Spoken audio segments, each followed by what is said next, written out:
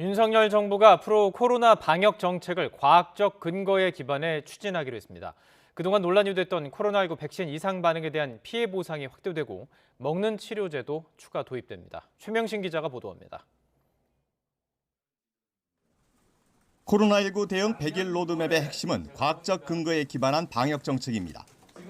우선 첫 실천 과제로 10,000명 규모의 전국 단위 항체 양성률 조사를 시행하기로 했습니다.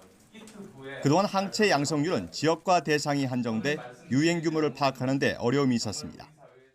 지금 현재 실제로 우리가 발표되는 확진자 수와 달리 얼마나 많은 분들이 감염이 되어 있는지를 제대로 파악을 해야지 정확하게 우리가 방역 대책을 세울 수가 있는 겁니다.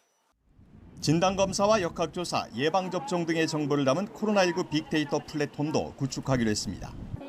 백신 이상 반응에 대한 국가 책임도 강화합니다. 의료비 지원 한도를 3천만 원에서 5천만 원으로 상향하고 사망 위로금도 5천만 원에서 1억 원까지 늘어납니다. 사망 원인을 알 수 없는 돌연사에 대해서도 1천만 원의 위로금을 지급합니다. 새 정부는 기존 도입 예정인 먹는 치료제 물량으로는 재유행 대비 한계가 있다고 보고 100만 9천 명분을 추가 도입하기로 했습니다.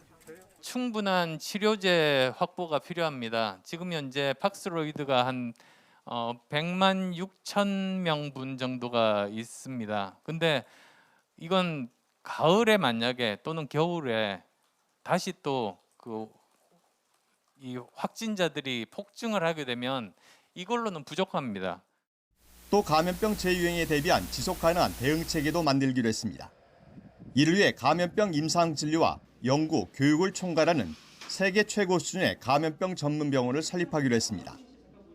새 정부는 고연령층과 기저질환자 등 고위험군에 대한 검사 치료 패스트트랙을 도입하고 코로나 후유증을 조사하고 지원할 체계도 마련하기로 했습니다. YTN 최명신입니다.